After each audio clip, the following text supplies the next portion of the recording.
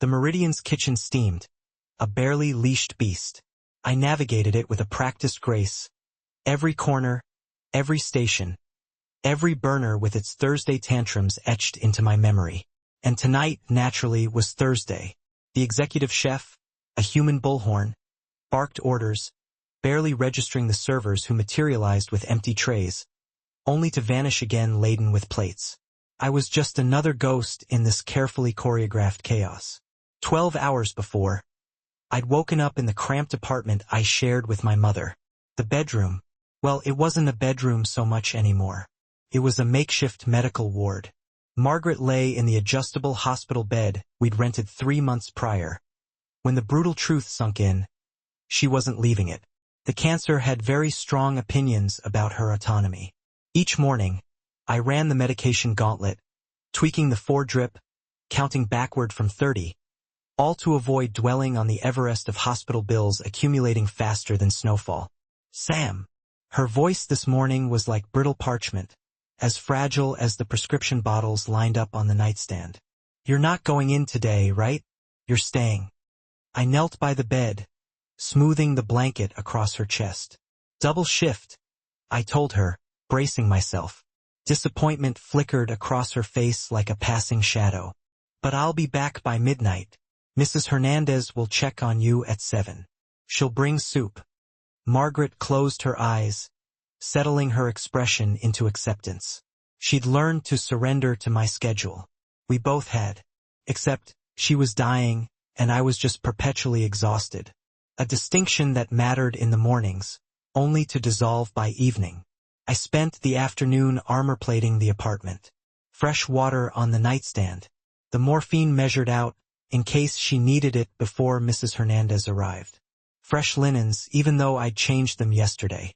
A dog-eared paperback novel lay open on the edge of the bed, its pages unfinished, a reflection of everything else in our lives.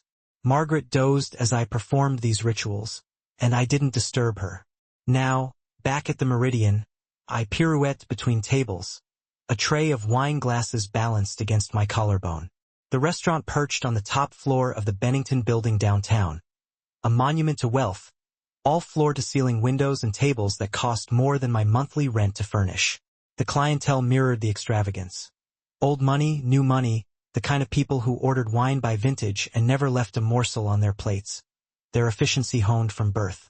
They were dressed in endless shades of black and gray, colors that whispered sophistication while screaming the absence of joy. I didn't blend in. I wasn't meant to. The uniform, black dress pants, white shirt, black apron, was designed to render servers invisible. And it worked like a charm. I'd spent 4 hours weaving through this dining room, and not a single customer had made eye contact. They looked right through me, like I was made of glass. The reservation under the name Rossi materialized at 8:47 p.m. I was refilling water glasses when the host escorted them to table 12, strategically positioned by the window overlooking the city lights, strung out like constellations across the downtown sprawl. There were 2 of them, a man and a small child. The child was pale, almost translucent in the dim light. She was wearing a dress that probably cost 3 weeks of my wages. Dark purple velvet with a collar that stood up like an accusation. Her hair was the color of expensive bourbon, braided with a ribbon that matched her dress perfectly.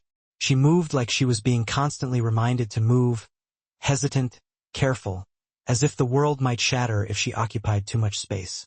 The man was her polar opposite in every discernible way. He commanded the weight of the room the moment he sat down, and not by being loud or demanding. He was neither.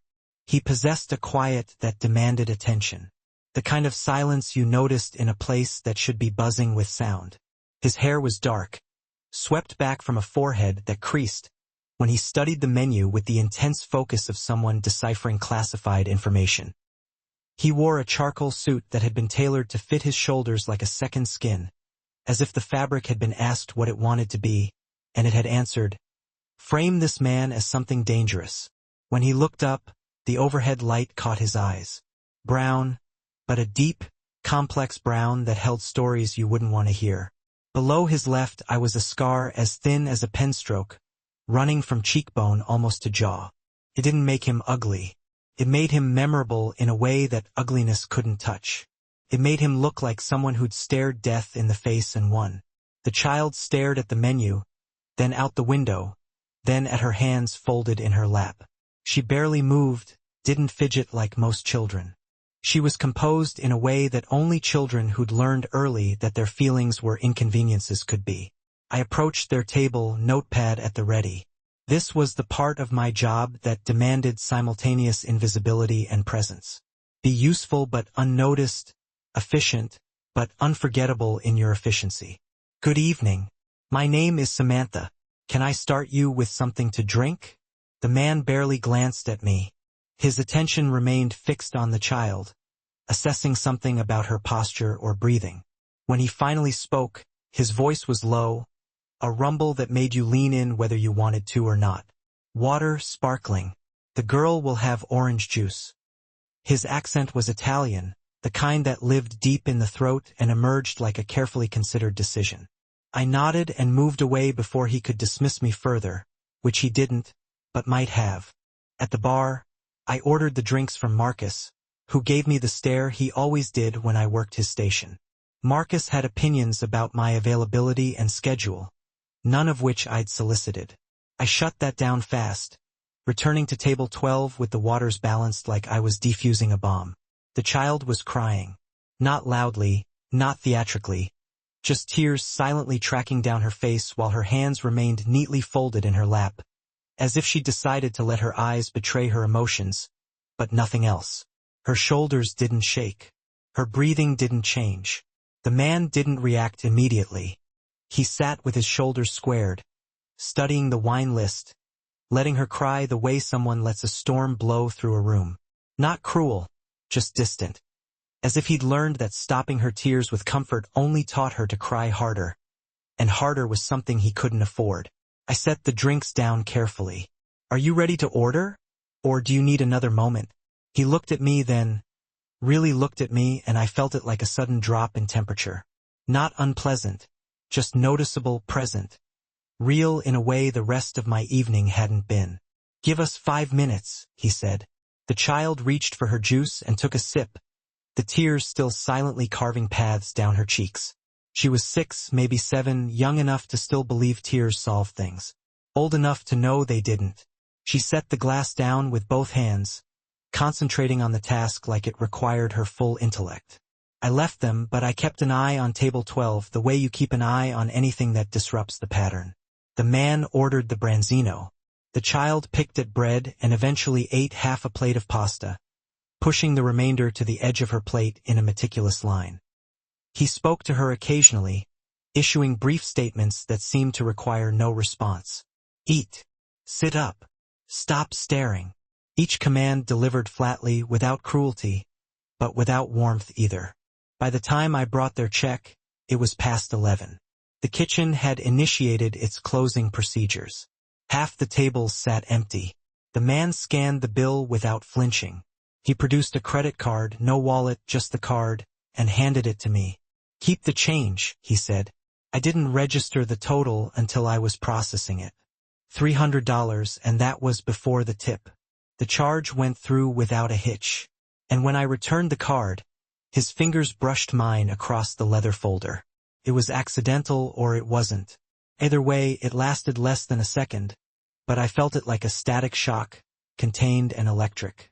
He looked at me differently after that, not more interested, but differently, like I'd become a variable he was filing away for future reference. The way you file away a name or a face that might become relevant later. The child watched me with her damp eyes as they stood to leave. She took his hand and he let her, which seemed to cost him something in terms of posture or breath. They moved toward the elevator together, the child's dress brushing against his leg, and then they were gone, swallowed by the building's mechanics. I finished my shift at 12:15 a.m. The walk to my car took 7 minutes through downtown streets that were beginning to empty. The drive to the apartment in the older neighborhood took another 12. I climbed the stairs quietly, used my key like I was breaking in, and pushed open the bedroom door where Margaret lay in the dark, awake. How was work? She asked, her voice guarded, like she didn't want to ask too much. Busy, good tips. I didn't mention the man or the child, or the accidental brush of his fingers against mine. Some things thrived in silence. I settled onto the edge of her bed, feeling every hour I'd stood collapse into my legs, like they'd been holding up far more than just my body. Margaret reached out and squeezed my hand, and for a moment we just sat like that, her fingers thin and warm, tethering me to something real. "Mrs. Hernandez gave me my evening medication," she said quietly. "It's helping with the pain." My stomach clenched at the word pain, because it meant she was still experiencing it, which meant the medication wasn't as effective as she wanted it to be, which meant Blackwell Hospital, the one that accepted our insurance and had actual palliative care specialists, was still impossibly far away. Financially impossible. The kind of impossible that kept me working doubles. "That's good, Mom." She squeezed my hand again and let go, turning her face back toward the window where the streetlight painted her profile in sharp relief. Gray hair spread across the pillow. The face that had held me when I was born, held strength when I needed it, held patience now in a way that broke something in my chest every time I looked at it. I stayed until her breathing deepened into sleep. Then I went to shower off the smell of kitchen grease and wine, and the invisible weight of being unseen. The hot water ran out before I finished.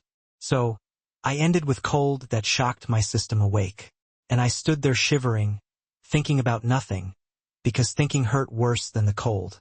By 1:45 a.m., I was back in my own bed, staring at the ceiling, and thinking about bills and cancer, and the ghost of a man's fingers against mine for less than a second. I thought about the child's tears and her composure and the scar on his face. I thought about how some people moved through the world like it had to accommodate them, like there was never any question they belonged. By 2:10 a.m., I was asleep, and the man at table 12 lived in the back of my mind, like something I couldn't quite remember, but refused to forget. The next evening arrived like a debt I couldn't avoid. I showed up at the Meridian at 5 p.m., 20 minutes before service, and clocked in with the mechanical numbness of someone who'd performed this ritual 1,000 times. Margaret had been sleeping when I left the apartment, her breathing shallow but steady. Mrs. Hernandez was arriving at 6 to sit with her, which meant I could work without the constant pressure of wondering if she needed me in that moment. This was progress, something we'd learned to celebrate quietly in the spaces between worry. The kitchen was already a hive of activity when I tied my apron. The executive chef barked out prep assignments with the staccato precision of someone who'd been giving orders for 20 years. Plates came and went. By 7, the first wave of diners began arriving. Couples holding hands across tables they'd reserved weeks in advance. Small business groups dissecting quarterly reports and fiscal projections. People with reservations and reasons to be somewhere specific. I navigated it all with the efficiency of long practice. Delivering wine to those who'd memorized their preferences. Water to those who didn't care. Recommendations about the specials that rotated based on what the supplier had delivered that morning. It was just past 8 when I noticed them again. The reservation appeared in the system like a name written on a contract I hadn't signed. Same name, Rossi. I was tying the knot in a fresh stack of napkins when the host led them to a different table, this time near the kitchen, away from the windows. The child was wearing emerald green tonight, a dress that made her pale skin appear even more translucent. Her hair was loose, cascading down her back in waves that hinted that someone had spent time with a brush that morning, caring about details. She kept reaching up to tuck it behind her ear compulsively, as if the weight of it was almost too much to bear. Franco looked less contained than he had the previous night. His suit was navy, the kind of expensive that only expensive people recognized because they'd been taught to recognize it. But there was a tightness about his jaw, something in the way he sat that suggested irritation had been accumulating throughout his day like debt. His hands rested on the table with a stillness that suggested control, effort, discipline. When he looked at the menu, he regarded it like a general studies terrain before battle. I kept my distance initially, letting another server handle the initial greeting. But as I swung past their table with a tray of appetizers for nearby diners, I overheard him order without consulting the child. His voice was low, the kind of low that made other conversations seem loud by comparison. "She'll have the pasta," he said. Simple butter and salt only. Lucia was studying the menu like it held the answers to questions she hadn't dared ask yet. Like the listed items were clues to some larger mystery. Her fingers traced the descriptions, and I watched her lips move silently as though she was reading them to herself, conducting a private negotiation with the restaurant about what she might be allowed to deserve. The evening progressed normally until around 9. I was delivering their entrees when a manager named Richard materialized beside the table like an infection finding a wound. Richard was the type of manager who wielded his authority like a weapon he got paid to use. Someone for whom the hierarchy of the restaurant was the only structure that made him feel significant. His tie was cinched too tight. His shirt pressed with the rigid intensity of someone trying to prove something. "Your daughter seems to be making quite a bit of noise," he said to Franco, gesturing vaguely toward Lucia as if she were an inanimate object causing a malfunction. "We have other guests." Lucia wasn't loud. She'd been sitting quietly for almost 30 minutes, mechanically pushing pasta around her plate with the precision of someone performing the act of eating rather than actually consuming. She'd taken occasional sips of water, setting the glass down with both hands like it required concentration. She hadn't spoken above a whisper. She was 6 years old and had done nothing wrong. I felt something shift in the room. Not visibly, nothing you could photograph or measure with instruments, just a change in pressure, like when a storm is brewing and the air becomes heavy before the rain comes and you can feel it in your teeth. Franco set his fork down with deliberate precision. He didn't raise his voice. If anything, his voice became quieter, which was worse, which was the kind of quiet that made the entire restaurant seem to hold its breath. "My daughter is not loud," he said. Each word landed separately, like stones dropped into still water. "Your service is subpar. Your wine list is pedestrian. Your kitchen has been inconsistent with the branzino for the past 6 months. But I have not complained." He paused, letting each word sink in. "I will not be spoken to about my child. Not by you. Not by anyone in this restaurant. Not ever." Richard's face flushed crimson, a particular shade of red that suggested blood pressure spiking, humiliation blossoming, the realization that he'd made an error in judgment that was going to cost him. He opened his mouth to retort, but something in Franco's expression stopped him. Not a threat exactly, but the implication that threats were a language he spoke fluently. Richard retreated without another word, his shoes squeaking against the floor in a way that now seemed loud, accusatory. The table fell silent. Lucia set down her fork carefully, as if setting down something precious that might shatter.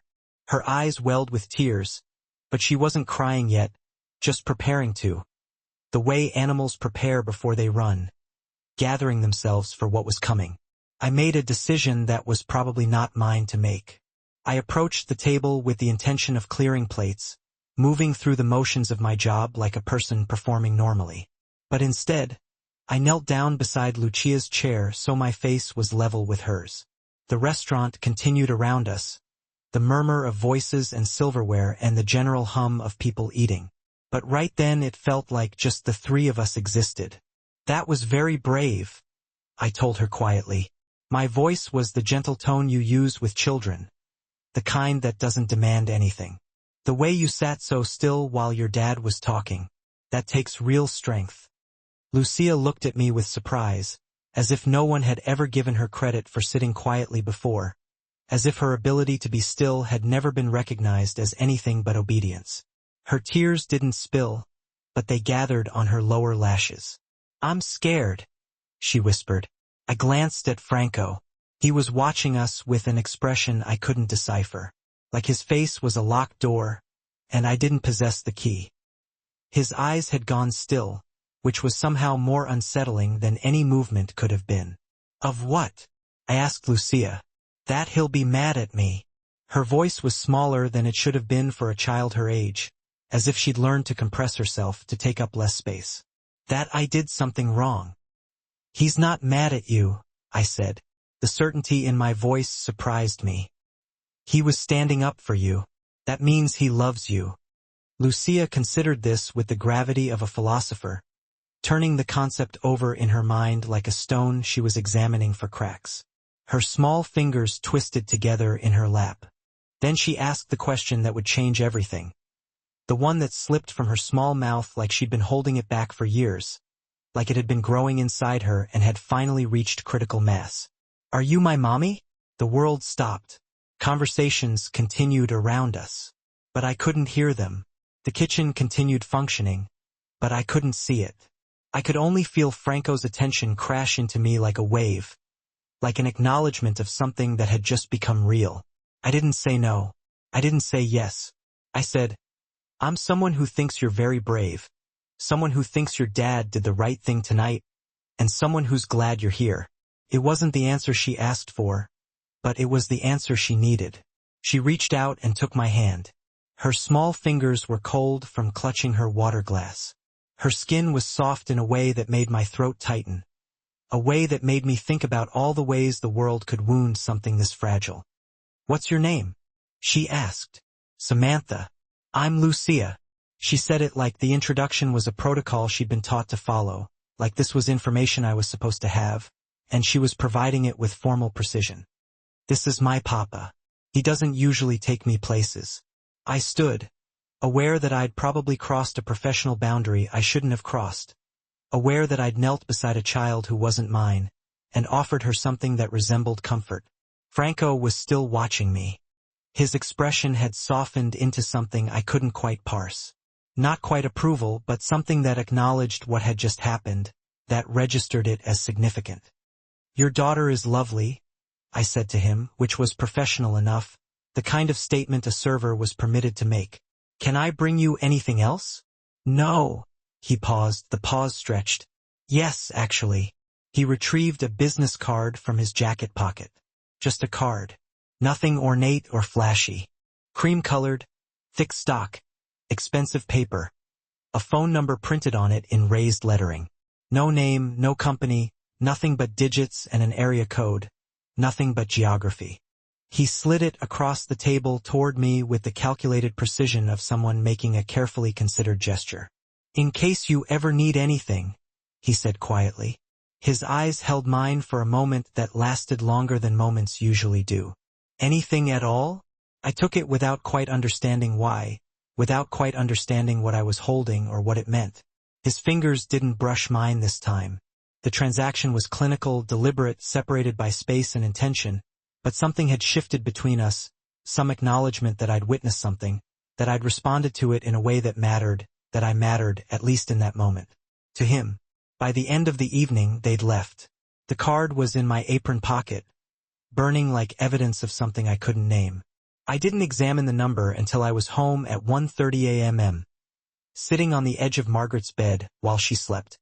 My thumb traced the raised lettering like it was Braille, like I could decipher meaning through touch. "Who's that from?" Margaret's voice startled me from the darkness, and I nearly dropped the card. I thought she was asleep, had been sleeping for hours, had been breathing the shallow breaths of someone deep in pharmaceutical rest. But her eyes were open, focused directly on me. "I thought you were sleeping." "I was. Then I heard you come in." She shifted, trying to sit up, and I helped her, adjusting the pillows behind her. "Whose card is that?" "A customer's, a man." "Yes." Margaret smiled in a way that suggested she understood something I hadn't shared. Something I wasn't even sure I understood myself. "You should call him." I didn't answer because I didn't know what I was holding or why or what. It meant I couldn't seem to put it down. The card felt heavier than paper should. The 23 minutes and 3 seconds phone number seemed to pulse like something living, something that would change things if I acknowledged it, if I dialed it, if I let the voice on the other end pull me further into whatever this was becoming. The phone call came on a Friday afternoon. I was restocking wine glasses in the storage room behind the kitchen when Marcus found me holding the restaurant's landline with an expression that suggested he couldn't quite believe what he was about to tell me. "Someone's asking for you," he said. "Won't say 23 minutes and 32 seconds who." I took the phone, confused. Customers didn't ask for servers by name. Staff called servers when they were needed on the floor. This was something else entirely. "Hello," I said. "M. Cole." The voice was immediately recognizable. Franco. His accent wrapped around my name like it was something precious. "Are you working tonight?" My heart did something irregular. Yes, until closing. I'll be coming in for dinner around 8. He paused. The pause seemed intentional. 24 minutes and 4 seconds seemed designed to make me anticipate something I couldn't quite name. I'd like to speak with you after your shift. Is something wrong? Did Lucia? Nothing's wrong. We simply need to talk in private. The line went dead. I spent the next 3 hours in a state of agitation that made my movements jerky and imprecise. I spilled wine on a tablecloth. I forgot to deliver water to a foretop. I caught my reflection in the kitchen's stainless steel surfaces and barely recognized the nervous woman looking 24 minutes and 36 seconds back. By 7:45, my hands were trembling enough that I switched to bus work instead of serving, anything to avoid being visible. Franco arrived at 8 exactly. This time he was alone. He wore charcoal again, a different suit, same cut, same precision. He sat at table 4, ordered a drink he didn't touch, and waited. His eyes kept drifting toward wherever I was in the restaurant. Not obviously, just enough for me to notice. I finished my shift at 11:30 p.m. The kitchen shut down. Other servers clocked 25 minutes and 12 seconds out and disappeared into the night. The restaurant emptied until it was just the closing staff and Franco, still sitting at his table, reading something on his phone. When I approached to ask if he needed anything else, he looked up and gestured to the chair across from him. "Sit," he said. It wasn't rude. It was just a statement, a request that didn't really allow for refusal. I sat. "How much does your mother's treatment cost?" he asked without preamble. The question, 25 minutes and 40 seconds, was so direct that I couldn't quite process it. "I'm sorry. Blackwell Hospital, the palliative care wing, comprehensive cancer treatment protocol." "How much?" I stared at him. "I don't understand why you're asking." "Because I'm wondering how you afford it. Based on the shifts you work here, based on the apartment building where you likely live, based on the shoes you're wearing, which are 2 years old and resold twice, I'm guessing you don't afford it. You're probably not affording it at all. You're 26 minutes and 10 seconds probably drowning in debt while your mother drowns in pain because Blackwell is expensive and your insurance is inadequate." The precision of his assessment was terrifying. He'd somehow deduced the entirety of my financial situation from observation alone. I thought about lying, about claiming we were fine, about shutting this conversation down. But Margaret's convulsions flashed through my mind. The morphine running out. The medication that helped but not enough. 68,000. I heard myself say for the full protocol. He nodded like this confirmed something he'd already calculated. "I'm going to offer you employment. I already work. You already work 3 jobs based on the bags under your eyes and the calluses on your hands. You work at the Meridian. You work somewhere else that requires early morning shifts, and you sit with your mother when you should be sleeping." He leaned forward slightly. "I'm offering you a position as house manager. House manager. Administrator Trice Domestica in my home. I don't understand what that 27 minutes and 13 seconds means. It means you manage my household. You handle logistics, scheduling, staffing, supplies. You handle my daughter's care during the hours I'm otherwise occupied. It's vague because the role is flexible. It's whatever needs to be done. I can't. The salary is $8,000 per month. He waited for that to land. Additionally, your mother receives immediate transfer to Blackwell Hospital. All costs covered. Full treatment protocol. Complete palliative care through whatever recovery or 27 minutes and 45 seconds end-stage care she requires. Complete. The number was so large that it didn't feel real. Every month, Margaret's treatment covered. Complete. Why? I asked. Because you were kind to my daughter when you didn't have to be. Because you didn't flinch from me. And because I need someone in my home who won't betray me. The implication hung between us. This wasn't a normal job offer. This was a transaction with terms I didn't fully understand.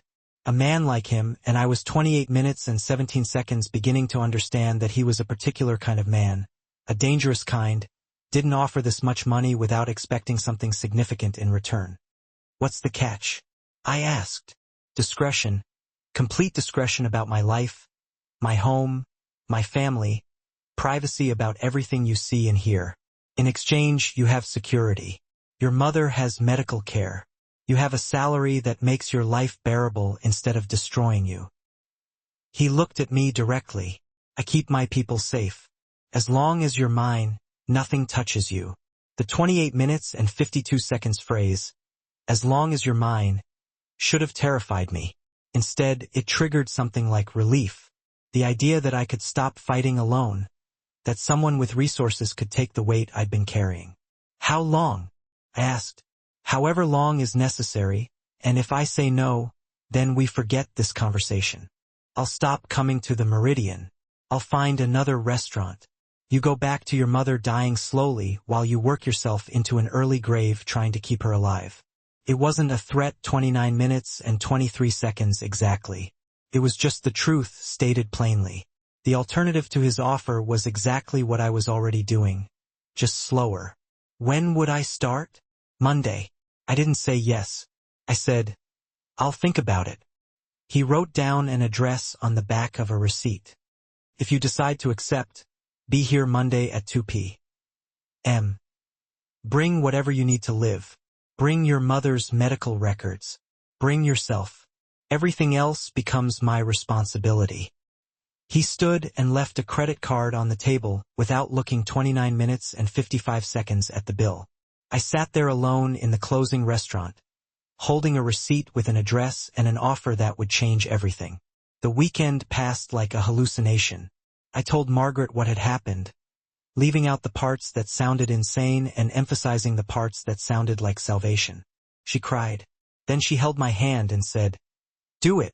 Sunday night, I packed a suitcase with clothes for someone else's house, someone else's life. Margaret hugged me from the bed, and I felt her 30 minutes and 24 seconds bones like bird bones, fragile and precious. "You're going to be okay," I told her. "You're going to be okay," she corrected me. Monday arrived cloudy and strange. I drove toward the address Franco had given me, away from downtown toward the older estates where rich people lived quietly behind walls. The mansion appeared suddenly, surrounded by gates and cameras, and the kind of security that suggested someone inside needed protecting or wanted privacy desperately. I left an envelope and a 30 minutes and 57 seconds note for Mrs. Hernandez on our kitchen table. 2 months of her rent, and a thank you written badly and honestly, because kindness should have a receipt, even when it's the only thing that never asks for one. I sat in my car for 5 minutes, my hands on the steering wheel, feeling the weight of every choice that had led to this moment. Then I opened the door and stepped into whatever came next. The mansion revealed itself in stages, like a story being told piece by piece. First, the gates, which opened at 31 minutes and 28 seconds Franco's approach, like an acknowledgement of ownership. Then the drive, circular and lined with hedges trimmed so precisely they looked artificial. Then the house itself, which was too large to process all at once. I stood on the front steps with my single suitcase and felt the weight of stepping into a life that wasn't mine, but had somehow become my responsibility. A woman opened the door before I could knock. She was 60, maybe older, with steel gray hair pulled back so tightly it made her eyes narrower. She wore a 31 minutes and 58 seconds black dress that suggested she'd been dressed for this occupation my entire life. Her expression suggested the opposite. "You must be Samantha," she said. And the way she said it sounded like an accusation wrapped in civility. "Yes, you're Sonora Victoria. I am." She stepped aside to let me in, but barely. I had to slip past her like I was trespassing, like her body was a door that opened grudgingly. "I've been managing this household for 17 years, since before Mr. Ravellini's wife died. 32 minutes and 31 seconds suspect I'll continue to manage it after you leave." The implication was clear. I wasn't permanent. I was temporary. I was an experiment that would inevitably fail. The entryway was all marble and high ceilings, the kind of space designed to make you feel small and unworthy. Paintings hung on the walls, not modern art, but classical pieces, landscapes and portraits of people who looked like they'd been dead for centuries staring down at me with the judgment of ancestors. Everything was 33 minutes and 1 second immaculate in a way that suggested no one actually lived here, that this was a museum someone occasionally passed through to demonstrate their wealth. "Let me show you to your room," Victoria said, and began walking without waiting to see if I followed. Her heels clicked against the marble in a rhythm that sounded like judgment.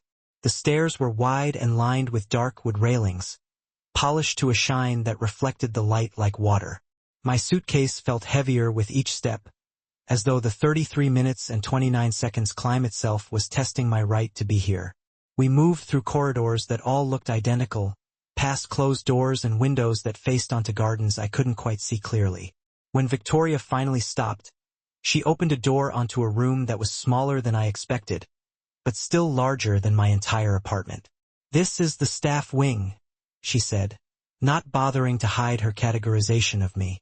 The room contained a twin bed with white linens, a small dresser, a window that 33 minutes and 58 seconds overlooked the side gardens. "You'll take your meals in the kitchen unless Mr. Ravellini requests otherwise. You'll maintain your own quarters. You'll have Thursdays off, though I can't imagine where you'd go or what you'd do with your time." She waited for a response I didn't have, her fingers gripping the door frame like she was considering whether to close me in. "Lucia's room is through here." She opened a connecting door into a child's bedroom that looked like it belonged in a magazine designed 34 minutes and 25 seconds for people with unlimited resources. Everything was white and cream with toys arranged on shelves as though they'd been curated by someone with actual aesthetic training and nothing but time. A small bed with a lace canopy that looked like clouds. A dresser with a mirror surrounded by lights like an actress's vanity. Photographs on the wall. One of a woman with Lucia's hair and Franco's eyes. A portrait of happiness from another era. From a time before everything changed. "That was her 34 minutes and 54 seconds mother," Victoria said without being asked, her voice carrying the weight of someone who'd been protecting a memorial. "Teresa, she decorated this room herself when she was pregnant. It's not to be altered. Nothing here is to be altered." I understood what she wasn't saying. I was here to care for Lucia, but Lucia belonged to Teresa's memory. I was a temporary replacement for something irreplaceable. I was furniture essentially, necessary but not permanent.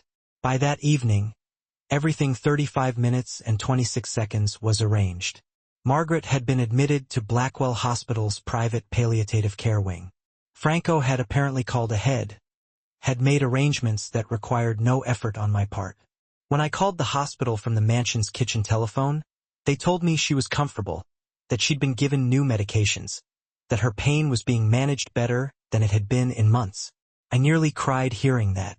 The relief was so intense it felt like weakness. Lucia arrived 35 minutes and 54 seconds home from school at 3 p.m. The next day, I heard her before I saw her, a small voice calling out in the way children do when they're testing whether anyone's listening, whether the world is paying attention to their arrival. Victoria had instructed me to present myself in the kitchen during the child's transition time, that Lucia would become accustomed to my presence naturally, as though I was a medication she'd eventually adjust to. The girl stopped when she saw me.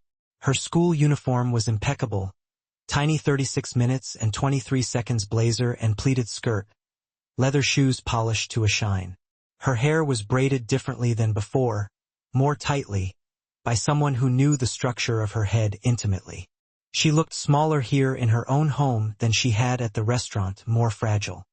"Are you staying?" she asked, not hostile, just assessing. "I work here now," I said, keeping my voice neutral. "I'm going to help take care of you during the day." She studied me like I was a test she was taking, like my 36 minutes and 53 seconds answer would determine something crucial. Then she turned and walked away without another word, her school bag dragging slightly behind her. Victoria appeared as though on cue.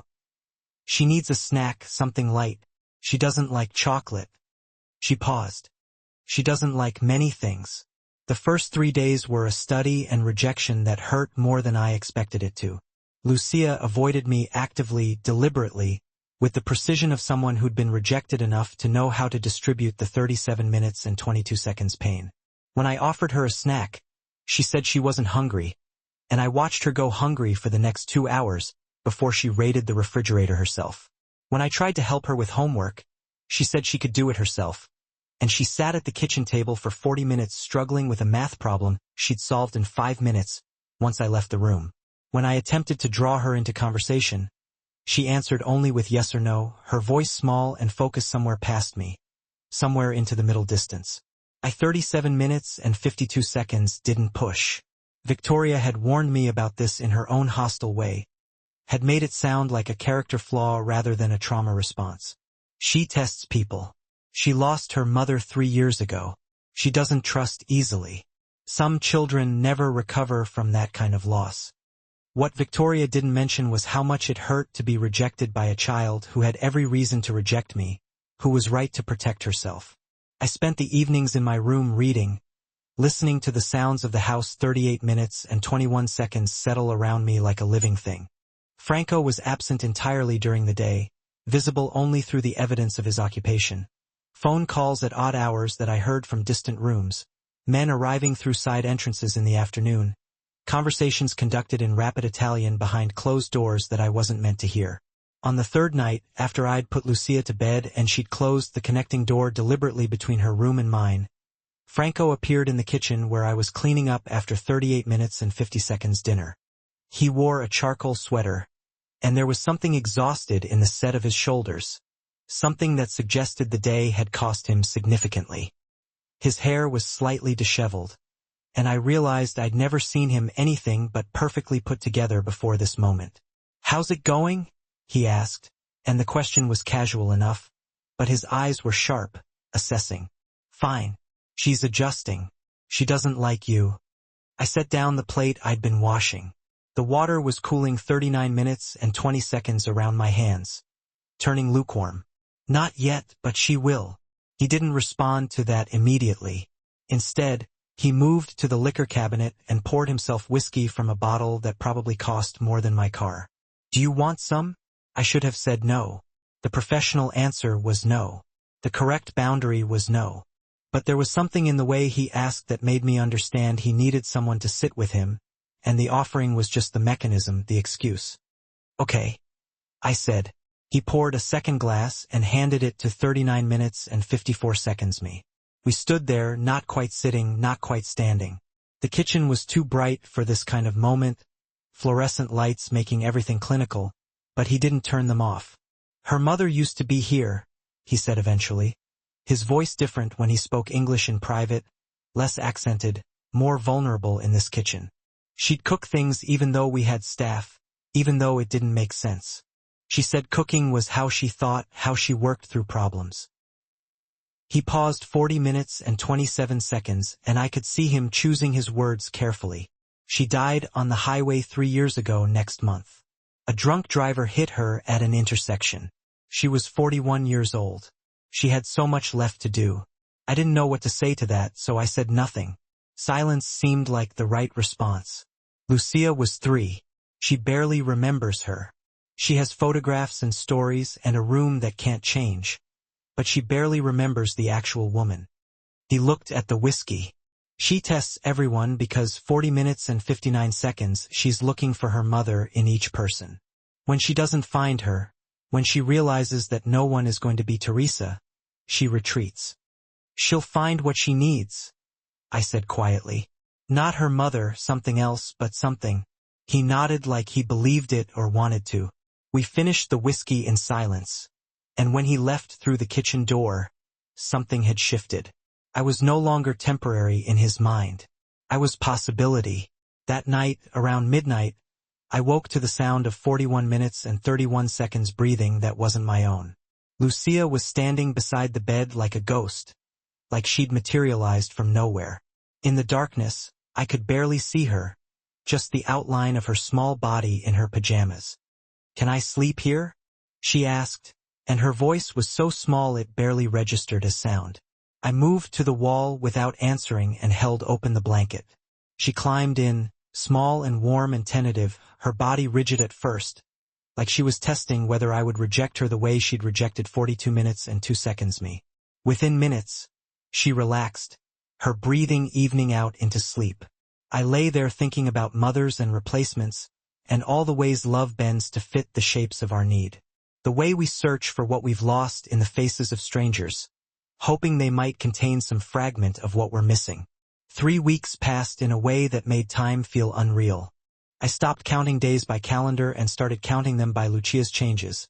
The small shifts in how she moved through 42 minutes and 31 seconds the mansion, how her hand reached for mine without asking permission first. The first marked shift came on day 5. Lucia had scraped her knee falling on the stone tiles near the garden entrance. She came to me crying, not the silent tears of before, but actual sobs, her small body shaking with the weight of a scraped knee that had broken something in her resolve. I cleaned the wound carefully, applied antiseptic, covered it with a bandage she'd chosen herself from a box Victoria kept in the 43 Minutes kitchen. When it was done, she climbed onto my lap and stayed there for an hour, her breathing gradually slowing into something closer to peace. Victoria had watched from the kitchen doorway. When our eyes met, something shifted in her expression. Not acceptance exactly, but acknowledgement that perhaps I wasn't entirely useless. Margaret was improving at Blackwell. When I visited her on my day off, she looked more present than she had in months. The pain medication was working better. The 43 minutes and 31 seconds specialized palliative care team had adjusted her treatment protocol. She'd gained back some of the weight she'd lost, and though her hair remained thin from the cancer's progression, her eyes held something like hope again. "Tell me about the house," she'd asked during one visit, sitting up in her private hospital room that Franco had somehow arranged to be positioned with a view of gardens. "It's beautiful," I'd said. "Old money beautiful. Everything is 43 minutes and 58 seconds exactly where it should be." And the girl, she's starting to trust me. Margaret had smiled, and it was the smile of someone who understood more than I'd told her. "You're going to be okay, both of you." By the end of the second week, Lucia had begun seeking me out. She'd find me in the morning and take my hand without speaking. We'd walk through the mansion together, and she'd show me things, a painting of a woman who looked like her mother, a piano in a room no one used, a garden where her 44 minutes and 26 seconds mother used to sit. Each item was a piece of her history she was deciding to share with me, each gesture a small trust. "My mama used to sing," Lucia said one afternoon as we sat in the garden room, the one with the piano that no one played. "What did she sing?" I asked. "Lullabies. I remember one. She hummed a melody, something Italian and soft. And I realized she was trying to resurrect a memory from when she was 3 years old, trying to keep her mother alive through fragments. "Can you teach it to me?" I 45 minutes and 1 second asked. She did. We sat there while she taught me a lullaby in Italian that I barely pronounced correctly, but she didn't correct me. She just watched me try, and something in her face relaxed. By week 3, she was calling me Mommy in her sleep. I'd wake to hear her say it softly, testing the word in dreams where she felt safe enough to want a mother. She never used it while awake, never made it official, but I heard it and I understood what it meant. Sonora Victoria began leaving extra portions at 45 minutes and 32 seconds dinner. She started greeting me with something approaching civility. When I asked for household supplies, she brought them without the suspicious expression she'd worn before. One afternoon, she actually smiled at something Lucia said, and her smile included me, too. Franco's schedule began to shift. He was home more frequently in the afternoons, present during the hours when Lucia was awake and we were moving through our routines. I'd see him watching from doorways as I helped Lucia with her homework, as I 46 minutes and 2 seconds braided her hair, as I corrected her posture at the dinner table without making her feel ashamed. His expression during these moments was complicated, something between observation and yearning. One evening, after Lucia had gone to sleep, I found him in the kitchen again. He was making. Felt like I was physically unable to set it down. The card possessed a strange heft, far more substantial than any piece of paper had a right to. That 23 minutes and 3 seconds phone number throbbed, almost as if it were a living thing, and I had this unsettling premonition that acknowledging it, actually dialing those digits, or even allowing the voice on the other end to lure me further into whatever the situation was morphing into would irrevocably alter my life. The call came on a typically dreary Friday afternoon. I was busy in the storage room tucked away behind the kitchen, refilling the restaurant's stock of wine glasses, when Marcus discovered me clutching the landline like a lifeline, his expression a mixture of disbelief and concern about what he was about to tell me. "There's someone on the phone asking for you," he announced, a hint of puzzlement in his voice. "They won't say 23 minutes and 32 seconds who it is, though." I accepted the receiver from him, completely bewildered. It was unheard of for customers to request a specific server by name. The staff would only call a server if they were needed on the floor for a table. This was something different, something that stirred a knot of unease in my stomach. "Hello?" I answered, my voice tinged with apprehension. "I'm Cole." The voice was immediately recognizable, even after a brief silence. "Franco." His accent, with its exotic inflections, seemed to embrace my name like a cherished possession, lingering on each syllable. "Are you working tonight?" My heart skipped a beat, its rhythm becoming erratic. "Yes, until closing. I will be coming in for dinner around 8. He paused, drawing out the moment. The silence felt deliberate, carefully calculated. 24 minutes and for seconds, almost as if he wanted me to anticipate something, though I couldn't quite put my finger on what. "I would like to speak with you after your shift." Anxiety sharpened my tone. "Is something wrong?" "Did Lucia?" "Nothing is wrong. We simply need to talk in private." And just like that, the line went dead, leaving me staring at the receiver in stunned silence. The next 3 hours were a blur of anxiety and apprehension, turning my movements clumsy and unreliable. I managed to spill a generous amount of red wine on a pristine white tablecloth, forgot to bring water to a table of 4, and caught a glimpse of my own reflection in the kitchen's gleaming stainless steel surfaces, barely recognizing the tightly wound, nervous woman staring 24 minutes and 36 seconds back at me. By 7:45 p.m. my hands were shaking so uncontrollably that I had to switch to bussing tables instead of serving, anything to avoid being seen by Franco, to somehow become invisible. As if summoned by my anxiety, he appeared promptly at 8 p.m. This time he was alone. He was once again impeccably dressed in charcoal, although it was a different suit than the last time, but with the same flawless cut and precise tailoring. He settled into table number 4, ordered a drink that he left untouched, and waited. His gaze kept subtly shifting, searching for my location within the restaurant. It wasn't overt or obvious, just frequent enough for me to be acutely aware of his presence. My shift finally ended at 11:30 p.m. The kitchen staff finished their duties and began to shut down. The other servers punched 25 minutes and 12 seconds out and scattered into the darkness of the night.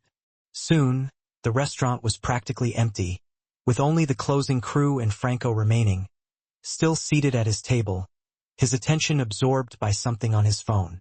As I approached to inquire if he needed anything else, he raised his head, his eyes locking onto mine, and with a subtle gesture indicated the empty chair across from him. "Sit," he instructed, his tone neither impolite nor demanding. It was merely a statement, a direct request that didn't truly offer me the option of refusal. I lowered myself into the chair. "How much does your mother's treatment cost?" he asked, cutting straight to the chase without preamble. The question 25 minutes and 40 seconds was so blunt and unexpected that I found myself struggling to process it. "I'm sorry, what?" I stammered, my mind reeling. "Blackwell Hospital, the palliative care wing, the comprehensive cancer treatment protocol. How much does it cost?" He repeated, his gaze unwavering. I stared back at him, a mix of confusion and growing apprehension swirling within me. "I don't understand why you're asking me this." "Because I'm curious as to how you're managing to afford it," he replied, his voice laced with a hint of something I couldn't quite decipher. "Based on the number of shifts you work here, based on the less than desirable apartment building where you most likely reside, based on the condition of the shoes you're currently wearing, which I would venture to guess are at least 2 years old and have been resold more than once, I'm willing to bet that you can't afford it. In fact, you're probably not affording it at all. You're 26 minutes and 10 seconds most likely drowning in a sea of debt, while your mother suffers in pain because Blackwell is notoriously expensive, and your insurance coverage is woefully inadequate." The unnerving precision of his assessment left me speechless. He had somehow managed to deduce the entire scope of my precarious financial situation based solely on observation, on the most superficial details of my life. For a moment I contemplated lying, attempting to convince him that we were doing just fine, that I had everything under control. I considered shutting down this conversation completely, pretending I didn't understand what he was implying. But then, the image of Margaret's racked body, gripped by violent convulsions, flashed before my eyes. The fading relief that the morphine provided. The constant struggle to manage her pain with medication that helped, but never enough. $68,000, I blurted out, the words tumbling from my lips almost involuntarily. For the full protocol. He nodded slowly, as if confirming something he had already calculated in his mind. I am going to offer you employment. I already have a job, I countered, momentarily thrown off balance. You already work 3 jobs. Judging by the dark circles under your eyes and the calluses that have formed on your hands. You work here at the Meridian. You hold another position somewhere that demands early morning shifts, and you dedicate every spare moment to sitting by your mother's bedside when you should be sleeping. He leaned forward slightly, his gaze intensifying. I am offering you the position of house manager. House manager. Administrator Trice Domestica in my home. I do not understand what that 27 minutes and 13 seconds entails. I admitted, my confusion deepening. It means that you will be responsible for managing my entire household. You will oversee logistics, scheduling, staffing, procurement of supplies. You will be in charge of my daughter's care during the hours that I am otherwise occupied. The description is intentionally vague because the role itself is flexible. It encompasses whatever needs to be done to keep the household running smoothly. I cannot do that, I stated, shaking my head in disbelief. The salary is $8,000 per month, he declared, allowing the weight of that figure to sink in. Furthermore, your mother will receive immediate transfer to Blackwell Hospital. All costs associated with her care will be fully covered. She will receive the complete treatment protocol, comprehensive palliative care throughout her recovery, or 27 minutes and 45 seconds end-stage care, whatever she requires. Complete coverage. The sheer magnitude of the number was so overwhelming that it felt detached from reality, almost surreal. $8,000. I repeated softly, the words barely audible. Each month, Margaret's treatment completely covered, with no further financial burden on my shoulders. Complete. Why? I finally managed to ask, my voice barely above a whisper. Because you showed kindness to my daughter when you had no obligation to do so. Because you did not recoil from me or treat me with suspicion. And because I require someone in my home whom I can trust implicitly, someone who will not betray me. The unspoken implications hung heavy in the air between us. This was far from a normal job offer. This was a transaction. A deal with underlying terms that I did not fully comprehend. A man like him, and I was 28 minutes and 17 seconds beginning to understand that he was a particular type of man, a dangerous and powerful man, did not offer this kind of money without expecting something significant, something substantial in return. What's the catch? I demanded, my voice hardening with resolve. Discretion, he stated simply. Complete discretion regarding my life, my home, my family. Absolute privacy concerning everything you see and hear within these walls. In exchange, you will have security. Your mother will receive the best possible medical care. And you will earn a salary that allows you to live a comfortable life, instead of one that is slowly destroying you. He fixed me with a direct, unwavering gaze. I keep my people safe. As long as you are mine, nothing will ever touch you. The 28 minutes and 52 seconds phrase, as long as you are mine, should have sent a wave of terror crashing over me. Instead, to my surprise, it triggered a strange sense of relief. The thought that I no longer had to shoulder this immense burden alone, that someone with seemingly endless resources was willing to take on the crushing weight I had been carrying for so long, was intoxicating. For how long? I asked, my voice betraying my desperation. For however long is necessary. And if I hear you say no, then this entire conversation never occurred. I will cease coming to the Meridian. I will simply find another restaurant. And you will return to your mother slowly dying, while you work yourself into an early grave trying desperately to keep her alive. It wasn't a direct threat, 29 minutes and 23 seconds, not exactly. It was simply the unvarnished truth, stated without emotion or embellishment. The alternative to accepting his offer was to continue down the path I was already on, a path that was slowly but surely leading to my own destruction. When would I start? I inquired, my voice barely audible. Monday. I hesitated, unable to fully commit. I will think about it, I replied, carefully weighing my words. He produced a pen and scribbled an address on the back of a receipt. If you decide to accept, be here on Monday at 2 p.m. Bring whatever personal belongings you will need. Bring your mother's medical records. And bring yourself. Everything else will become my responsibility. He rose from the table and placed a credit card on top of the check without even glancing 29 minutes and 55 seconds at the total amount. I remained seated alone in the now empty restaurant, clutching the receipt with the address in my trembling hand. The weight of the offer, an offer that had the potential to change everything, pressing down on me. The weekend that followed passed in a blur, as if I were living in a dream. I told Margaret about the offer, carefully omitting the details that sounded too outlandish or unbelievable, and emphasizing the aspects that resembled a potential salvation. She wept tears of relief, then squeezed my hand tightly and urged me, "Do it." On Sunday night, I packed a single suitcase with clothes for a life that wasn't my own, for a new home that belonged to someone else. Margaret embraced me tightly from her bed, and I felt her 30 minutes and 24 seconds bones beneath my fingers, fragile and delicate like a bird's, yet so precious. "You're going to be okay," I whispered, trying to reassure her and myself. "You're going to be okay," she corrected me gently, her gaze filled with love and unwavering hope. Monday arrived cloaked in gray clouds and an unsettling quiet. I drove towards the address Franco had provided, leaving the downtown area behind and heading towards the older, more affluent estates where the wealthy lived discreetly behind high walls and imposing gates. The mansion materialized suddenly, seemingly out. The space felt smaller just by being in it. "You're good with her," he said. "She's easy to love." "No, she's not." He moved closer. "She's been difficult. She's been broken. She's tested every person who's tried to get close to her." He paused. "Until you. She just needed time. She needed someone who understood loss." He looked at me directly. "You've lost things too." I didn't answer because the answer was too personal.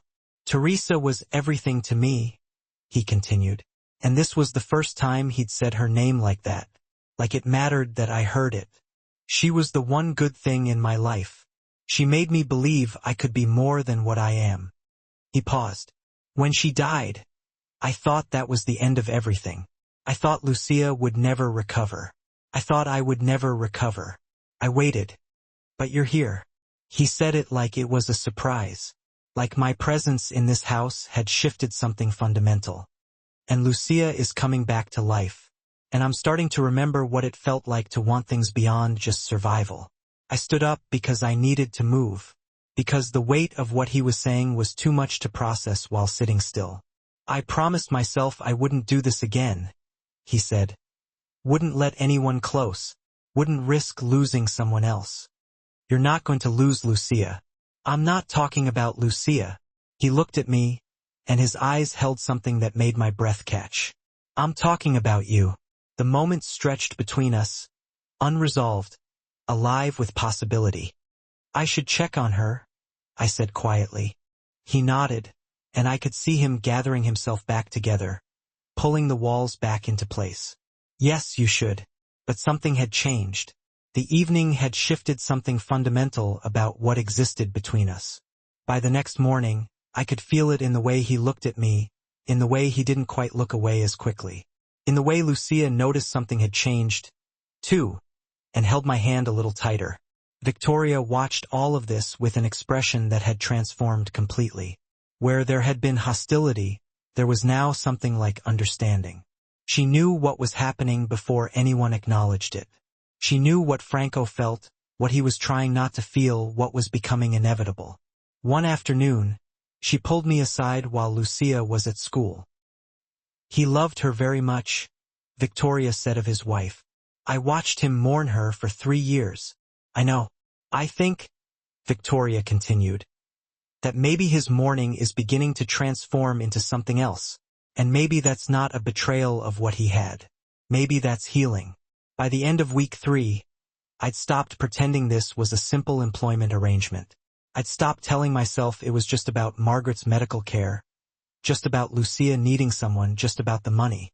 Something deeper had taken root, something that grew every time Franco looked at me, every time Lucia called me by a name that meant mother, every time Victoria smiled instead of criticized. The calendar on the kitchen wall marked the days. But what mattered wasn't the passage of time anymore. What mattered was that I'd become essential to this household in ways I hadn't anticipated. I'd become woven into their lives in a way that made leaving impossible. For weeks into my residence, the mansion changed. Not visibly at first, just a shift in the air. A tenseness that crept through the corridors like something breathing. The first sign was the security detail. Men I'd never seen before began appearing at the gates, positioned at corners of the property with the kind of stance that suggested weaponry beneath their jackets. Cameras were installed in places that didn't need cameras: the gardens, the kitchen, even the hallway outside Lucia's room. Victoria stopped commenting on them after I asked once. She just pursed her lips and continued with her work. Franco was home more frequently, but his presence felt different now. He moved through the mansion like someone conducting an orchestra only he could hear. Phone calls happened behind closed doors. Conversations in rapid Italian that I pretended not to notice. His jaw stayed clenched. The muscle there ticking constantly like his teeth were grinding even when his mouth was closed. Lucia felt it too. She became clingy in a way that broke my heart. Where before she'd been gaining confidence, testing the boundaries of her independence, now she wanted me in her line of sight constantly. At school, she became withdrawn. Her teachers called Victoria to report that she'd stopped raising her hand, that she sat quietly during activities, that something had shifted in her demeanor. "What's happening?" I asked Franco one evening. He was in the kitchen at 10 p.m., drinking coffee like it was water, staring at nothing. "Nothing you need to worry about," he said. "Lucia's scared. She'll be fine." "She won't be fine if you don't tell me what's going on." He looked at me then, really looked at me, and I could see exhaustion carved into the lines around his eyes. There was an attempt. Someone tried to infiltrate the property. Security stopped them before they got to the house. But the message was clear. Someone's testing boundaries. My stomach dropped. Who? The Cartel Dello. They've been pushing into territories that aren't theirs. This is reconnaissance. They're evaluating whether they can move against me. Can they? No. He said it with absolute certainty. But they don't know that yet.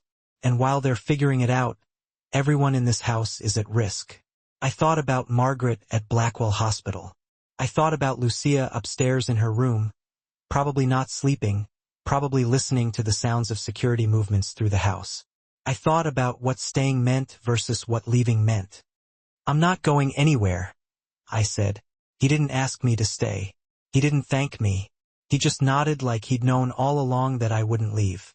And that knowledge seemed to settle something in him. The next morning, Lucia woke me at 5 a.m. She wasn't crying, but her eyes were puffy, like she'd been crying for hours in the dark. She climbed into my bed and didn't speak for a long time. We just lay there, her small body against mine, both of us listening to the sounds of the house waking up, the extra footsteps of security, the tension that had become part of the air we breathed. "Is Papa bad?" she asked eventually. "No, sweetheart. Your Papa is good. He protects people he loves." "Is he going to die?" The question was so direct, so devastating in its simplicity that I had to take a moment to respond. "No, he's not going to die. My mama died." "I know, but your Papa is very careful and he has people protecting him and he has you. He has us." She was quiet for a long time after that. Over the next 3 weeks, the security presence became normalized. It was still visible, still present, but it became part of the landscape of the house. The way furniture becomes invisible through familiarity. What changed was Franco's behavior. He began spending more time with Lucia, carving out moments between whatever operational security measures he was orchestrating. They'd have breakfast together. He'd help her with homework. He'd sit with her before bed, telling her stories about her mother in a voice that suggested grief transforming into something else. Not forgetting, but integrating. I watched him do this, and I realized that what we were building here wasn't just employment and convenience. It was something deeper. It was the beginning of family, the kind you choose rather than inherit. Margaret called from the hospital one afternoon.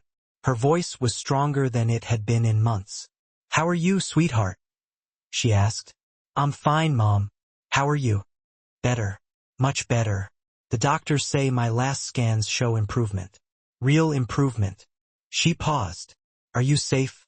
I've been thinking about you there in that big house with all those people." "I'm safe. We're safe." "And the girl? She's good. She's healing." Margaret was quiet for a moment. "You love her?" "Yes." "And him?"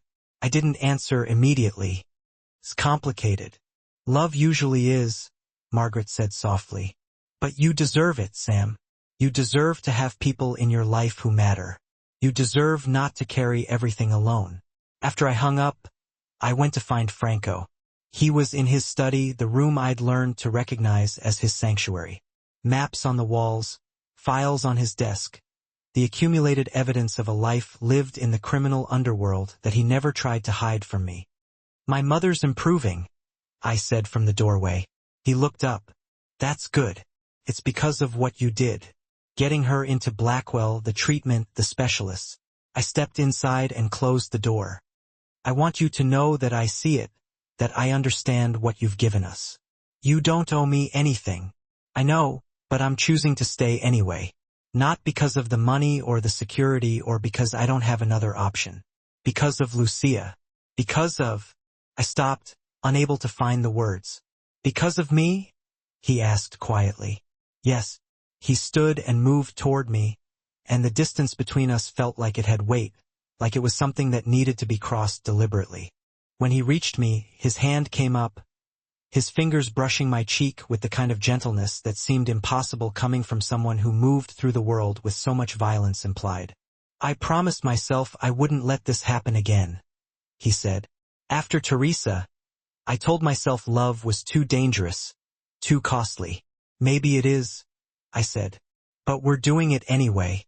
He kissed me then, and it was everything I'd been afraid of and hoping for simultaneously.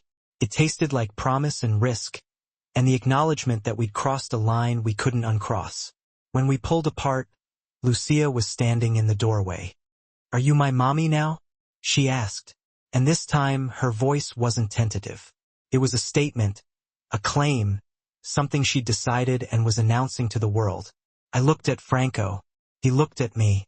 Then I knelt down in front of Lucia and said, "Yes, I am." She hugged me so hard it felt like she was trying to make sure I couldn't leave, couldn't disappear the way her other mother had. And I held her, and I understood that whether I'd meant to or not, whether I'd planned for it or it had simply happened, I'd become the thing she needed most. Family. The call came at 3 o'clock in the morning. Franco's phone rang, and I heard him answer in rapid Italian, his voice shifting into something harder than I'd ever heard. The words were clipped, urgent, each one carrying weight I could feel, even without understanding the language. I lay in the dark, listening to the tension in his words, trying to decipher meaning from tone alone. The conversation lasted maybe 3 minutes, but those 3 minutes felt like hours. When he hung up, the silence that followed felt dangerous in a way I'd never experienced before. It wasn't peaceful silence. It was the silence of a decision being made, of violence being set in motion, of a world reshaping itself around choices that couldn't be unmade. He came to my room without knocking. I was already awake, had been awake since the phone rang, my body attuned to the sound of his voice and what it meant. He stood in the doorway, silhouetted by the hallway light, and something in his posture told me everything I needed to know before he spoke. "We're moving," he said. "Tonight." "What happened?" "Intelligence confirms what I suspected. Cartel Dello is planning a retrieval operation. Direct assault on the property. They're coming for Lucia." My body went cold, every nerve ending suddenly aware of danger. When? Dawn? Maybe sooner. Maybe they're already moving. He moved closer, his expression focused, operational. I have a safe location prepared. Bunker reinforced, off the property. You and Lucia go there now. Victoria will drive you. She knows the route. What about you? I have something to handle first. Franco, this ends tonight, he said, and the finality in his voice made clear that arguing would be pointless. He'd already made the decision, had already committed to a path I couldn't see but could feel the consequences of. I'm going to make absolutely certain they never think about touching my daughter again. I'm going to show them the cost of trying. He moved through the mansion like he was conducting a symphony only he could hear. Phone calls happened in rapid succession, each one a piece of an operation I couldn't fully comprehend. Men arrived through side entrances, coming from vehicles I heard arrive but didn't see. Conversations happened in rapid Italian that were too low for me to hear clearly. But I caught fragments, names, accusations, betrayals uncovered, loyalty questioned. I learned later what he'd done. He'd had an insider within his own organization all along, someone who reported directly to him about vulnerabilities, about which men were being approached by rival organizations, about financial pressures that made loyalty negotiable.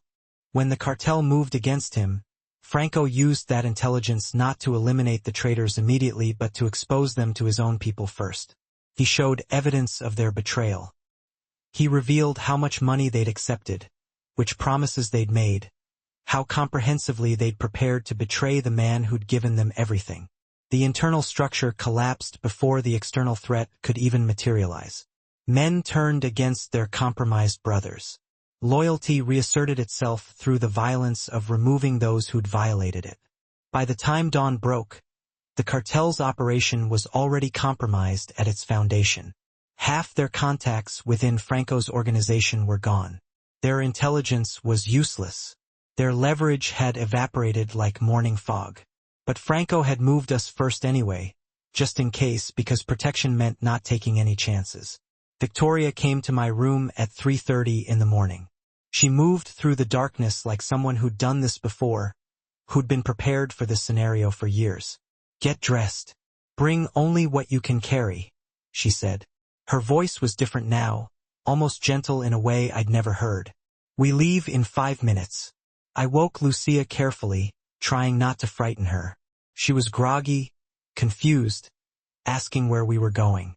I dressed her in warm clothes, packed her favorite book and a stuffed animal she'd owned since before her mother died. I threw clothes into a bag for myself, then followed Victoria through corridors that suddenly felt hostile, like the walls themselves were conspiring against us. Franco was in the entryway. He kissed Lucia on the top of her head, and I saw his hands tremble slightly as he held her. It was the first sign of weakness I'd witnessed from him, and it terrified me more than anything else. Stay with Samantha, he told her. Do everything she says. Be brave for me. Papa, where are you going? Lucia's voice was small and frightened. I have to take care of something, but I'll be there soon. Promise. We drove through darkness. Victoria didn't use the main roads. She took us through back routes, down progressively smaller roads that wound through forests I didn't recognize. The night seemed to stretch endlessly. Lucia fell asleep against my shoulder, her small body rising and falling with breath. I stayed awake, watching the darkness pass, feeling the weight of what was happening, the knowledge that men were probably dying right now because of choices Franco had made, because someone had threatened his daughter. The compound appeared suddenly after hours of driving. It was built into a hillside, disguised to look like nothing more than a storage facility from the outside. Weathered wood, faded paint, nothing to suggest the operational center it actually contained. We descended stairs that went down into the earth. The bunker opened up around us, state-of-the-art despite being hidden underground. Generators hummed softly. Water dispensers stood along one wall. Food supplies were stacked in organized sections. Communication systems lined a back room. You stay here, Victoria said, her voice carrying the weight of finality. Mr. Ravellini will contact you when it's safe. Don't open the doors for anyone else. Don't leave. Where is he? I asked. where he needs to be. She kissed Lucia's forehead gently. Don't worry. He will come back. He always does. She locked the doors behind her, and we were alone in the bunker with nothing but time and fear. The safe site wasn't just some random spot in the countryside. It was positioned on the very edge of Franco's land. A place designed to look unimportant, while being perfectly set up to draw trouble away from the city. His people had put a fake trail in place, using fake license plate readings and staged radio talk to lead anyone chasing us away from his house and toward this area, where the land and cameras would help us, not them. If anyone shot at us, it would be here, on the outside, where we could control how far away things were and change the odds to help us win. Hours went by in a strange way that made time feel unreal. I kept Lucia busy with books and games, telling her stories and having her draw pictures. I did anything I could to keep her from asking questions I didn't know the answers to. I made her eat the sandwiches Victoria had packed for us. I made sure she drank water. I tried to keep my hands from shaking, even though inside, I was falling apart with worry. Around midday, we heard the sound of guns firing somewhere outside. It was far away and controlled, but I knew what it was. The earth and strong walls made it quieter, but I still heard it. And so did Lucia. Her little body got stiff against me. "What is that?" she asked. "That's your papa protecting us," I said. And even though it was terrible, it was true. The shooting went on for about half an hour. It was quick and organized, showing that whoever was shooting knew what they were doing and had a plan. Then, everything went quiet, even more so than before. It was a quiet that made me anxious. I held Lucia close and tried to seem calm, but my heart was beating strangely and fast. The silence was worse than the shooting. It meant the fighting was over, but I didn't know who had made it through. Franco showed up at the bunker door an hour later. There was blood coming from a wound on his shoulder, and his shirt was ripped and covered in dark red stains that were starting to turn brown. His face was calm, but his eyes looked sharp and bright. He looked like someone who had just been through a fire and come out changed. Lucia saw him and ran to him without stopping, pulling away from me. He picked her up carefully, making sure his hurt side didn't touch her, and held her like she was the most important thing in the world, the only thing that mattered. When he looked at me over her head, I saw the way he looked at me before, but it was different now, stronger. It wasn't about wanting to own me anymore. It was about protecting me. It was saying I was his. It was love shown through violence and sacrifice. "It's over," he said, his voice raspy. "They're gone. It all ends here. No one's coming back." I went to him, looking at the wound on his shoulder. "You're hurt." "It's nothing. It's not nothing." I started taking off his shirt carefully, looking at the wound. It was deep but not too bad. The bullet had cut through the muscle, making a path of damage, but it hadn't hit anything important. The bleeding had slowed down. I had worked in restaurants for years, but before that I had taken some nursing classes. I had learned how to take care of basic wounds in case anything happened in the kitchen. I cleaned the wound using things from the bunker's first aid kit. I bandaged it up carefully, and I didn't ask him how much it had cost, how many people had died to make sure Lucia was safe, or what he had done to get rid of the threat. Those questions could wait for later, if they ever needed to be asked. "I'm sorry," he said. "I brought danger to you both." I looked right at him, meaning every word I said. "You also got rid of it. You protected us. But you shouldn't have had to be protected." "I chose to be here," I said. "I chose you. I chose Lucia. That means I chose all of this." He kissed me then. The blood and danger and everything else disappeared until it was just us, connected. We both knew we had survived something and come out of it still together, still okay. Lucia fell asleep between us that night in the bunker. Her little body was breathing easily, and her face looked peaceful for the first time in weeks. Franco had his arm around both of us, with his hurt shoulder resting carefully on some pillows he had arranged. The three of us were there in the bright, fake light of the bunker, like we were the last people on Earth. 3 days, he said quietly, his voice rough from the fighting he had led. "In 3 days it will be safe to go back to the mansion. The authorities have been taken care of through deals I've been making for years." He wasn't bragging. He was just explaining how things would be handled. The necessary paperwork would be where it needed to be, and the right people would see it at the right time. It would be enough to avoid any big problems, so a quiet signature would be all that was needed.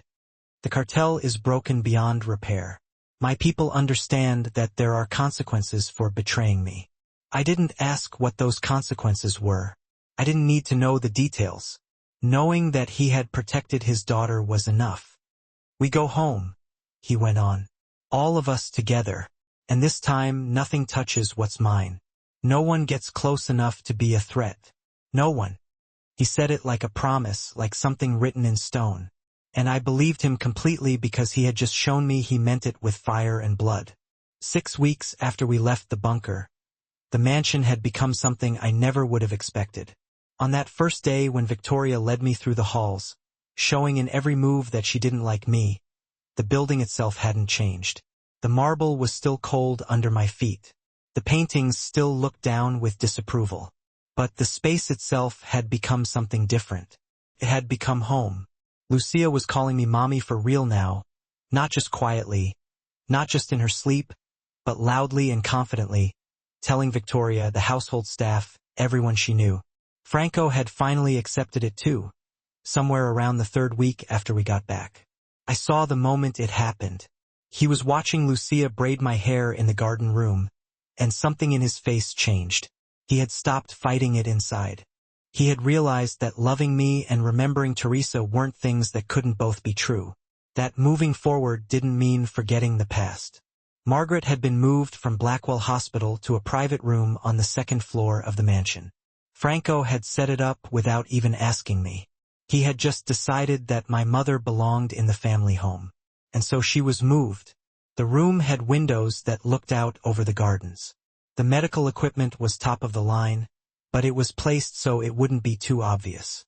Nurses came every day to check on her and change. Ensuring she took her medications and prioritizing her comfort were paramount. She had gained weight. Her skin had regained its color. And she was now engrossed in reading novels instead of merely staring blankly at the walls. "This is surreal," she remarked to me one afternoon as she sat in an armchair by the window, a cup of tea cooling on the side table. "Just a month ago, I thought I was dying in a public hospital, occupying a grant-funded bed." "You were dying," I gently reminded her.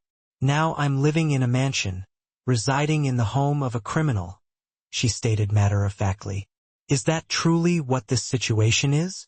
I responded, "He embodies many things, and yes, being a criminal is one aspect. However, he is also the man who is sustaining your life. He's the man who deeply loves his daughter. He's the man who is actively building a family." Margaret then offered a smile that conveyed her understanding that love often operates in realms where most people are hesitant to venture, and that the individuals who ultimately save you can emerge from the most unexpected places, navigating the world in ways that society might condemn, yet their capacity for genuine devotion remains undiminished. The household staff had adapted to the newly established structure. Victoria now treated me with something closely resembling genuine warmth. She started soliciting my opinions on household decisions and would bring me coffee in the mornings without being asked. She'd even started teaching Lucia traditional Italian recipes, and I'd observe the two of them together in the kitchen. Lucia would look up at me with a sense of pride whenever she successfully made pasta from scratch. Victoria was actively creating continuity, skillfully weaving my mother into the family narrative, ensuring that we all perceived ourselves as a cohesive unit rather than merely separate individuals occupying the same physical space. Franco summoned me to his study one afternoon. I anticipated that any conversations within that room would revolve around business matters, specifically the ongoing criminal operations that continued to function with such seamless precision, suggesting that his brief absence had caused no disruption whatsoever. Instead, he presented a document that appeared sufficiently official to be legally binding. "I want to formalize your position here," he stated. "Not as an employee, but as family." Initially, I didn't grasp the significance of what he was showing me. It resembled a contract of sorts, but it wasn't a typical legal document. It was written in both Italian and English, stipulating that I was designated as Lucia's authorized guardian in the event of his death, granting me decision-making authority over her education, medical care, and overall welfare. Furthermore, it established Margaret as a permanent dependent, with all medical and living expenses covered indefinitely. "You're not obligated to sign it," he clarified, "but I want you to understand that you're not a temporary fixture here.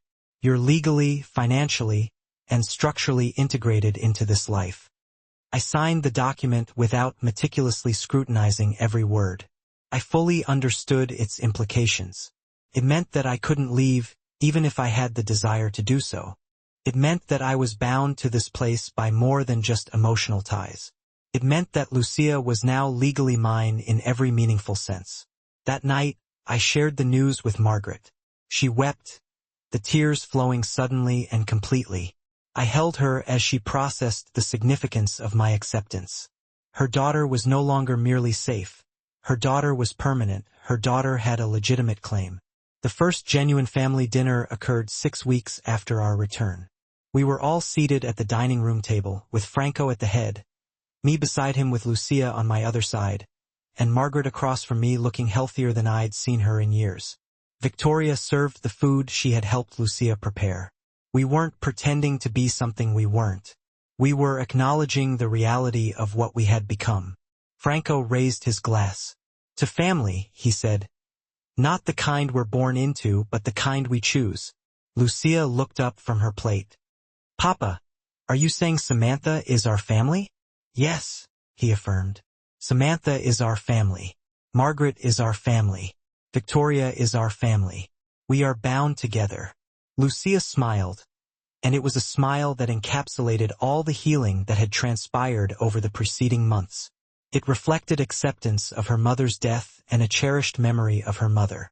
It marked the beginning of a new chapter in which she could be embraced and loved by someone other than the woman who had given birth to her. As night fell, Franco and I existed within a rhythm that had evolved into its own unique language. He would check on Lucia, tuck her into bed, and read her a story about her mother, ensuring that Teresa remained alive in narrative form. Then he would come to my room, and we would engage in patterns that were both intensely physical and profoundly domestic. He would gently trace the scar on my wrist from a childhood accident. I would trace the scar on his jaw, which I had ceased to view as disfiguring and had instead come to regard as a testament to his resilience and survival. "I never thought I'd experience this again," he confessed one night, his fingers gently moving through my hair. "After Teresa's death, I believed that love was something I had exhausted. I thought I'd used up my entire allocation of happiness." "You're getting a second one," I assured him. "I'm getting a second one," he concurred. "With you, with Lucia, with the family we're building that defies every expectation I had about what my life would become." He kissed me then, and it was different from the early kisses that had been charged with transgression and obsession. This kiss carried the weight of routine, of certainty, of a man who had decided that I wasn't going anywhere and had built his life accordingly. In the mornings, Lucia would climb into bed between us. She'd been doing this for 2 weeks now, and Franco had stopped appearing surprised by it. He'd simply make space, wrapping his arm around both of us, and we'd remain in that configuration for an hour before the day demanded that we get up. The day she asked if we were getting married, we both went still. "Do you want us to?" Franco asked. Lucia nodded seriously. "Everyone at school says their parents are married. I want to say you're married." He looked at me over her head. The question wasn't really about whether Lucia wanted us married. It was about whether I wanted this made legal, official, and permanent in ways that went beyond the contract he'd already had me sign. "Yes," I said. "I want to marry you." He smiled, and it was a smile that suggested he'd always known I would say yes, that the infrastructure of our family had been built on the assumption of permanence from the moment I'd arrived at the mansion. 3 months later, in a private ceremony that included only Margaret, Victoria, Lucia, and Franco's most trusted men, I became Sonora Ravellini. I wore a cream dress that Victoria had helped me select. Franco wore charcoal, and when he slipped the ring on my finger, his hands were steady. Lucia threw flower petals, and she was crying happy tears, and Margaret was crying from her chair positioned at the side of the room where she could see everything, and Victoria was nodding like this was exactly how things should have always been. The mansion had ceased to be a place I worked and had become a place I belonged. The empire Franco controlled continued to operate, but from my perspective it had become abstract, something that existed in the background of a life that was fundamentally about a family, a broken one initially but remade into something whole.